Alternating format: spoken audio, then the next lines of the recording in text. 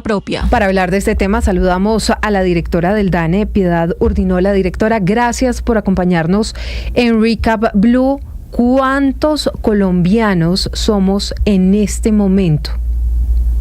En este momento, para 2024, nosotros sumamos un total de 52.845.000 personas. De ellos, 40.467.000 vivimos en las cabeceras, que es lo que asociamos con los centros urbanos, y 12.378.000 en los centros poblados y rural dispersos. Claro, doctora Urdinola, y en materia de mujeres y hombres, hoy, ¿cómo están las cifras? ¿Sigue habiendo más mujeres que hombres en el país? Sí, seguimos siendo más mujeres que hombres en el país. Esto es una condición demográfica, esto no es exclusivo del caso colombiano, sucede en todos los países del mundo, en general todas las poblaciones humanas, porque aunque nacen más hombres que mujeres, los hombres se mueren más a todas las edades, desde el comienzo mismo de la vida. Uh-huh. Por eso cuando ya agregamos las poblaciones, siempre encontramos más mujeres que hombres. Muy bien, bueno, ustedes presentaron varios datos sobre cómo está la población en Colombia y cómo se han venido reacomodando las cosas en los últimos años. Ha bajado el promedio de personas por vivienda, y esto se lo pregunto entre otras cosas porque desde la registraduría también han advertido, por ejemplo, una caída en el número de bebés naciendo en el país. Sí, tenemos hoy el reporte del número promedio de personas por hogar a partir de este instrumento que es nuestra encuesta de calidad de vida. Esta es la encuesta de hogares más potente que tiene el país, cubre una muestra enorme y eso nos permite hacer significancia estadística por departamento e incluso entre los departamentos partirlo en los dominios de cabecera y centro poblado rural disperso. Entonces ese promedio de personas por hogar en el país ubica hoy en día, o 2024, que es esta medición que presentamos el día de hoy, en 2.86 personas. Ya en todos los dominios estamos por debajo de 3 personas en promedio. Los centros poblados y rurales dispersos, que siempre han tenido un promedio mayor al de las cabeceras, alcanzó 2.99 y las cabeceras 2.82 personas por promedio. Entonces pues vemos cómo esta tendencia que usted precisamente menciona de la caída de los nacimientos pues empieza también a impactar estas medidas de promedio de personas en el hogar, y esto viene cayendo pues ya desde hace muchos años, pero con una profundización después del año de la pandemia. Claro, ¿cómo explicar este fenómeno, doctora? Bien, esto corresponde a lo que conocemos como transición demográfica. Esto es algo que los demógrafos conocemos, estudiamos desde hace mucho tiempo y pues lo venimos anunciando precisamente así mismo, que es en lo que consiste la transición demográfica. Una vez las sociedades hacen unas inversiones muy grandes, sociales, en hospitales, salud pública, educación, bueno, muchísimas de estas inversiones sociales pues se logra controlar la mortalidad, cae la mortalidad. Y cuando cae la mortalidad, los hogares reaccionan con un rezago. Las sociedades vivimos por siglos de alguna manera con unos órdenes sociales teniendo en cuenta eso, que la mortalidad era altísima y que por eso no alcanzábamos grandes edades, pero que una vez alcanzábamos a ciertas edades pues necesitábamos y dependíamos de otras personas, y por eso teníamos también muchos hijos. En la medida en que empieza a caer esa mortalidad, entonces reaccionan los hogares y pues se dan cuenta que no requieren tantos hijos y por eso empiezan a tener menos hijos y vienen todos los controles a la fecundidad. Esto comienza a darse en la humanidad hace 250 años, mucho antes de los anticonceptivos modernos o muchas de estas otras concepciones sociales que tenemos. En países como Colombia se dio muy rápido, la caída de la mortalidad comienza en los 30 en Colombia y la caída de la fecundidad en los 70, y bueno, este proceso que arranca desde hace ya casi un siglo lo estamos ya cerrando. Eso es lo que conocemos como el envejecimiento de la población, que es un resultado de esta transición demográfica. Directora, esta pregunta va a sonar un poco chistosa, pero es lo que yo le decía a Silvia. Cada vez para mí es más frecuente en mi familia, en mis amigos, escuchar yo no quiero tener hijos, y de hecho son personas que tienen 2, 3, 4 gatos o perros o mascotas, y con esto dicen, no, esos son mis hijos para mí. ¿Este es un fenómeno que es cada vez más frecuente? Sí, este es un fenómeno que es cada vez más frecuente y que de nuevo lo hemos visto en absolutamente todos los otros países que nos llevan la delantera en esa transición demográfica. Países como Japón, países como los países nórdicos, el sur de Europa, que comenzaron estos procesos de nuevo hace 2,5 siglos o 3 siglos, pues ya van mucho más adelantados.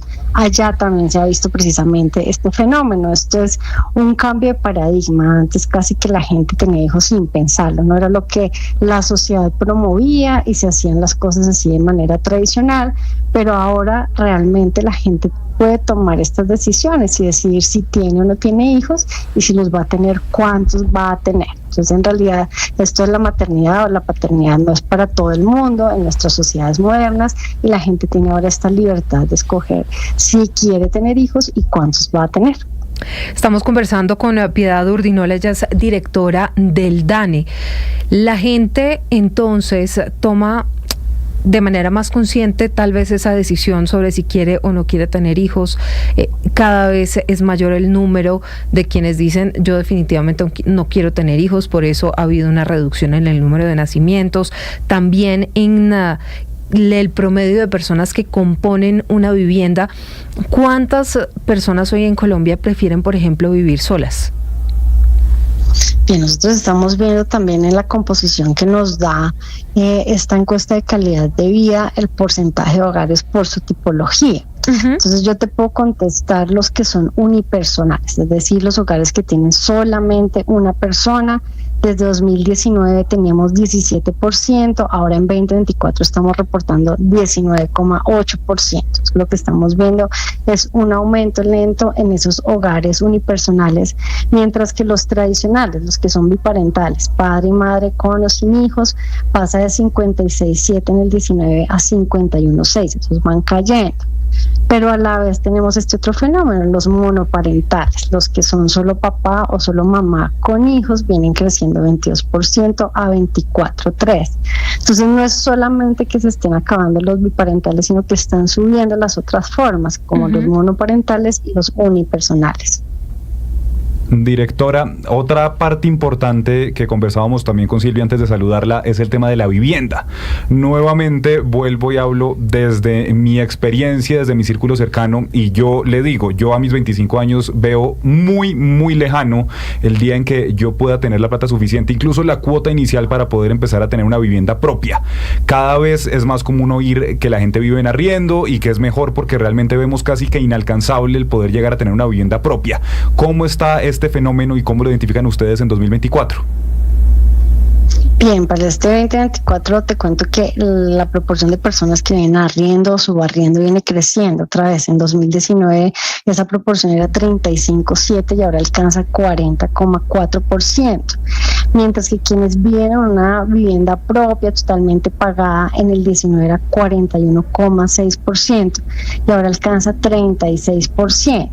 Ahora esa fraccioncita de los que tienen una vivienda propia porque la están pagando ha bajado de 4,6 en el 19 a 3,5 en este 2024. Y allí pues es importante, digamos, tener en cuenta pues que seguramente tu caso particular hace referencia a la ciudad de Bogotá, donde tenemos unos precios inmobiliarios muy altos, y esto sin duda alguna pues es un reflejo pues de estas decisiones, pero también mucha gente ya prefiere no vivir en la vivienda porque sobre todo la gente que tiene dinero puede hacer inversiones con esa plata y por eso no compra bienes, sino prefiere hacer inversiones. Esto se refleja en muchas condiciones. Por ejemplo, el porcentaje de hogares que viven en vivienda propia más alta del país es el Chocó. 64,7% de los hogares tienen allá la vivienda propia. Seguramente allá la vivienda es mucho más barata de lo que puede ser en una ciudad como Bogotá. Sí. Y de hecho para Bogotá ese porcentaje alcanza 41,2%. Pero también hay factores culturales, también hay factores sociales. Los que menor proporción tienen no son la ciudad más cara, que es Bogotá, sino son Bichada, que alcanza 12,3, o Guainía, que alcanza 19. Entonces, pues en realidad lo que estamos viendo acá son muchas condiciones que se juntan, económicas, sociales, demográficas, pero también, digamos, esta pertenencia étnica, unos factores culturales que también afectan esas decisiones sobre la compra o no de vivienda. Directora, me llama la atención en lo que usted nos dice, que hay también un dicho muy tradicional y es invierta en ladrillo. Usted nos dice que de pronto ya la gente que tiene esa plata dice, en vez de ir y comprar mi vivienda propia, estoy prefiriendo invertirla en otras cosas. Ese tipo de cosas, ¿qué es? ¿La bolsa, criptomonedas o qué son esas inversiones? Bien, en realidad con esta encuesta no podemos saberlo, pero lo que sí te puedo contar es cuando revisamos precisamente por categorías si están viviendo en vivienda propia o no, lo que encontramos por nivel educativo, que es una proxy muy buena sobre las mejores condiciones socioeconómicas que tienen las personas.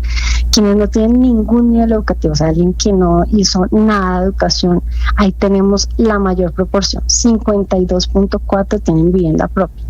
Mientras que quienes tenemos nivel superior educativo es una proporción de 40,4%. Entonces vemos que esto es un poco como contraintuitivo, ¿no? Uno dice las personas que tienen menos capacidad socioeconómica son las que tienen la mayor proporción y una brecha grande frente a aquellos que sí tenemos mucha más capacidad socioeconómica. Entonces lo que está sucediendo acá es que probablemente los ingresos de las personas que tienen mayores ingresos no las dedican a la compra de viviendas, sino que seguramente las están invirtiendo. Claro. Doctora, todas estas cifras, ¿a dónde nos van a llevar en el futuro? Mucho se habla sobre una preocupación que hay alrededor de las pensiones, qué va a pasar con las pensiones de los jóvenes, porque ya la población cada vez se está volviendo más vieja. ¿Esto para dónde nos lleva? Bien, el envejecimiento de la población es algo inevitable. También pues lo he dicho en muchos espacios. Es algo que también hemos estudiado muchísimo todos los demógrafos y es algo universal. No es algo que solo le sucede a Colombia, es algo que está sucediendo en el mundo entero e impone muchos retos. Porque como por primera vez en la historia de la humanidad está sucediendo, nosotros tenemos una organización socioeconómica que no concebía este cambio, estábamos organizados de otra manera. Lo que esto implica entonces es una reorganización. Tendremos que evolucionar como están evolucionando las sociedades y tendremos que acomodarnos precisamente a esos cambios. Un tema fundamental allí pues tiene que ver con todos los temas de género. Si revisamos nosotros las cifras de participación de las mujeres en el mercado laboral, hoy en día un país como Colombia tiene los mismos niveles e incluso en el caso de las mujeres tenemos unos años más en promedio de educación que los hombres y sin embargo tenemos 20 puntos, más de 20 puntos en la brecha de la tasa global de participación en el mercado laboral. Y nuestras tasas de desocupación de las mujeres son más altas que las de los hombres, hay unas brechas que van entre 3 a 5 puntos más o menos. ¿Esto por qué sucede? Esto sucede porque las mujeres dedicamos el grueso de nuestro tiempo a todas las labores del cuidado. Y esto sucede no solo en Colombia, sino en el mundo entero.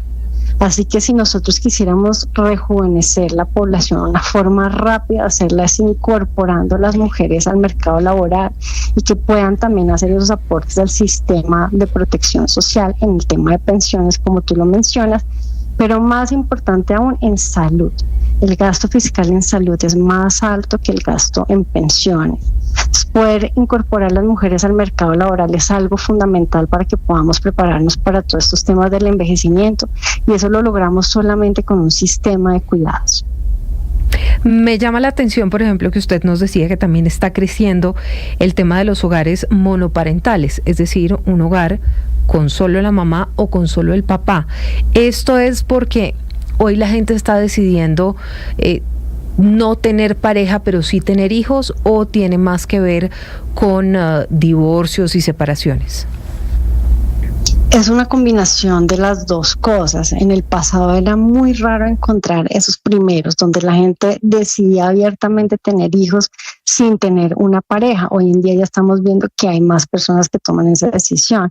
Ese grupo sigue siendo todavía muy pequeño. Y sin duda alguna lo que nosotros también vimos en Colombia es una disrupción de las parejas. El grueso de los colombianos no se casan, la mayoría de los colombianos preferimos vivir en unión libres o en uniones de cohecho, pero digamos aún así después de que se dividen o se divorcian estas parejas sin ser casadas pero que han convivido en unión libre, pues se vuelven hogares monoparentales. Claro, ya para finalizar, ¿alguna proyección sobre de aquí a 2030 más o menos cuántos colombianos vamos a ser?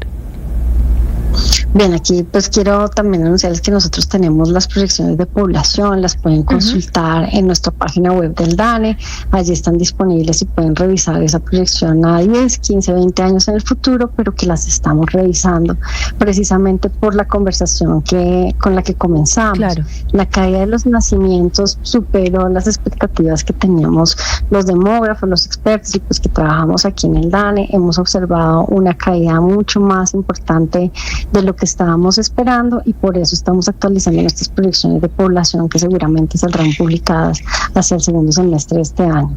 Claro que sí. Doctora Piedad Urdinola, directora del DANE, gracias por esta entrevista y estos minutos con Recap Blue.